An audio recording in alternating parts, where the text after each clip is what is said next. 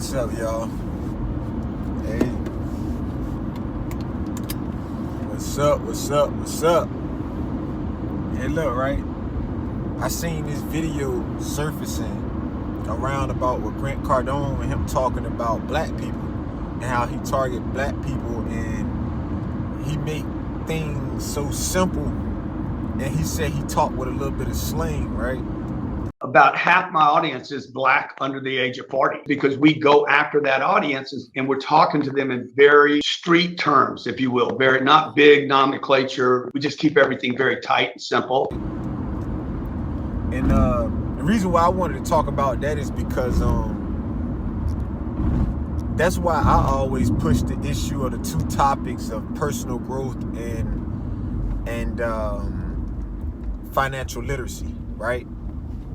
Because again, when it don't personal growth, when things don't align with what you are, you know, your morals, your core things that you live by in life, when other people go on that, it ain't gonna stick with you.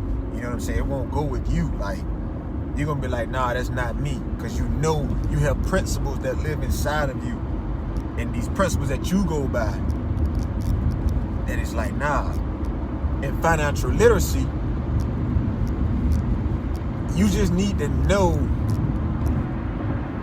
when somebody talking and they're trying to get you to do things that's not in your category, your bracket of in financials, you need to pull back, because everything that sounds good is not good, right? And the point where I'm trying to go at with this one is, Grant Cardone is the same person that tell people not to buy their own home, right? So y'all telling me that this guy that's so big and famous, he has a big brand, he's telling y'all not to buy your own home. He's saying go rent where you stay at and give him your money to invest in these multi-family properties, right? Does that make any sense? It don't make any sense at all. That's why when you're financially literate, you will know what to do. You would have some type of structure, right? I'm gonna give you a little structure of how I do mine, because I contemplated, myself fought against,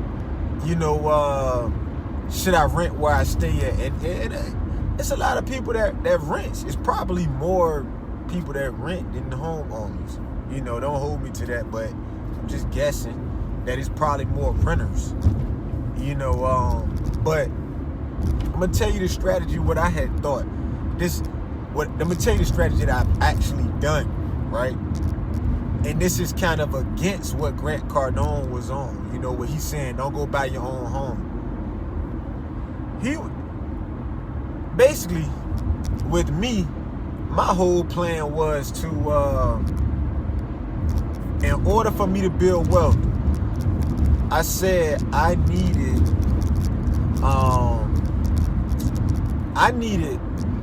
money every month that was gonna sit to where I could invest. I could constantly invest.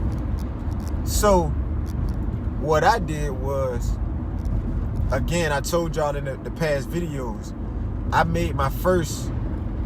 accumulated my first $100,000 when I was 27, right? So what I did was, I took the money that I got, the profits that I got from my business, and I put it into real estate, right?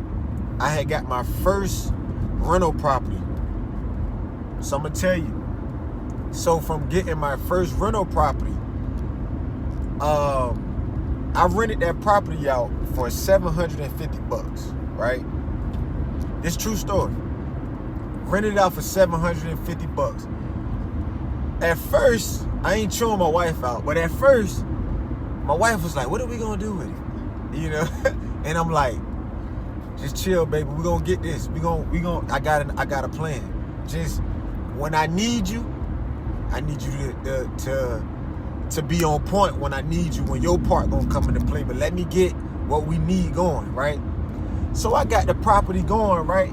And then I needed her to start putting contracts together. Contracts meaning rental agreements, structuring how we're going to build them and how we receive money. That's what she's good at.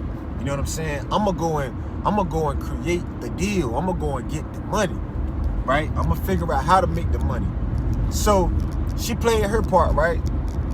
We got that bad boy rolling. You know what I'm saying? It's been years on top of years now that we've been getting rent, right? And we were renting. You see what I'm saying? We were renting. So let's dive in a little deeper, right? True story. I can't make it up. Do you know where we were renting at, right? It was $600. $600. It was for a 2-1. For a 2-1. We were standing at 2-1. And so I told my wife, I was like, you think about it, we are actually free from paying for where we stay at. You know what I'm saying? And this is where I'm trying to get y'all to go at, because I'm going to get back to where the Cardone. I want y'all to catch on to this story. So as I'm thinking, I'm like, dang, we ain't paying for no rent. We ain't paying for we're not paying for where we stay at. We living for free right now when it comes to a roof over our head. Because again, $750, $600. They close, but they ain't there. And we were lucky that we had great tenants in there, that they wasn't jacking it up. So we was receiving all that, right? Then let me throw this in there too. We have insurance on the property, right? So we had the insurance, because it was an older home and we had to figure out where we could, get some insurance at. You wouldn't believe it, but we was paying $68 a month for the insurance. You still look at the numbers. 68. Let's do the numbers, right? Y'all probably already on point. But 750 minus 68. Oh, I did that wrong. 750 minus 68. That leaves you with $682, right? Minus 600. Because that's how much our rent was. That left us with $82 a month. $82 a month. You telling me all we got to do is worry about the light bill? Woo! Just think about it, right? Think about it. I was already working. I said, babe, you ain't got to worry about the light bill. This is when we first jumped off the porch, like real life. I said, I'm paying the light bill. So now my wife's check is just her check, right? But this is where we go at. We're still renting, right? I said, baby, we need to get more properties. If you want your home, we got to get more properties. So as it goes on, as the years go by, I started buying more properties, right? And I said, we got to get these things in cash flow. If you want your home, if you want your dream home, you got to help. You got to put in your part. Every time I need you, got to play your part. I know how to get the properties. You know what I'm saying? I know how to get them. And I know how to get the people to get inside of these properties, right? So as we built up, eventually that money rolled into the point where we can now go buy a home, right? What Grant Cardone tell you not to go do. He said, just rent where you stay at. I'm gonna be honest with you, I'm against it. A lot of people might be like, nah, they not against it. I've heard a lot of them say rent where you stay because you're not responsible for what goes on in the house. But I understand that, I get that. But I'm gonna tell you what I thought about this, right? Because even though I was building up my passive income, right? We built up passive income and still building, right? that money still was leaking out. It was still leaking out. I said, dang. Well, we gotta, I think it's time. Once we hit a certain number, I told my wife, I said, I want to hit this certain number, right? I said, this certain number, then we can go and apply for, you know, a certain amount, you know, at this house, right? Whatever we get approved for because of our passive income, right?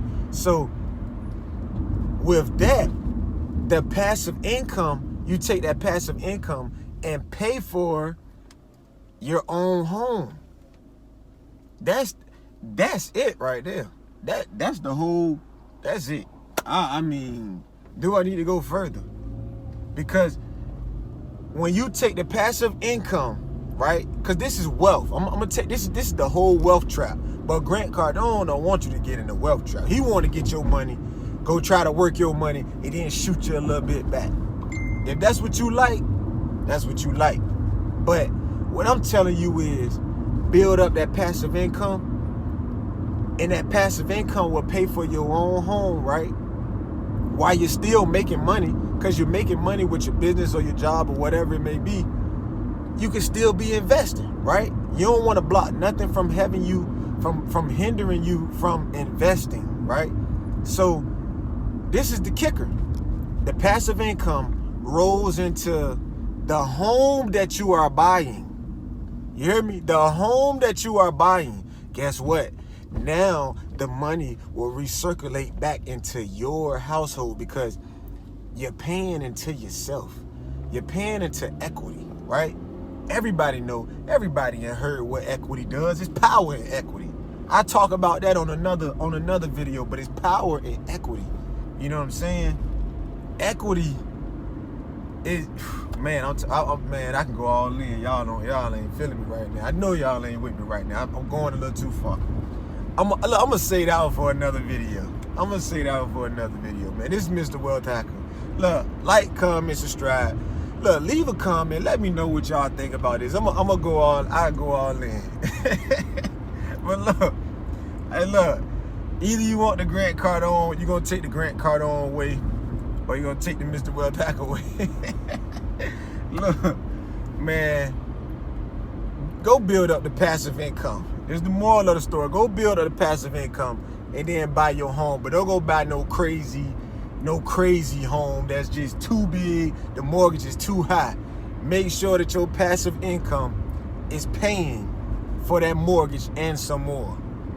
Man, I'm gonna catch y'all on the next one, man. We gonna go in. We going in all 2023, man.